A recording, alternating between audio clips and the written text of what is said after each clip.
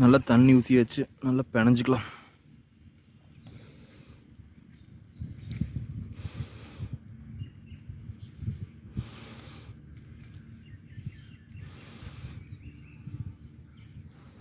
சாப்பாடு கொஞ்சம் நிறைய போயிடுச்சுட்டுக்குது.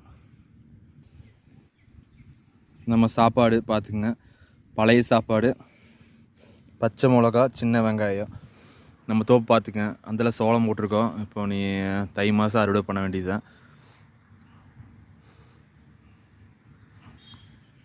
இது நம்ம தோட்டம், தண்ணி போயிட்டு இருக்குது. அடுத்து நம்ம சாப்பிட வேண்டியது தான். ஒரு பைட் போப்பா. பச்சை மிளகா கடிச்சு சாப்பிட்டு பார்க்கலாமா?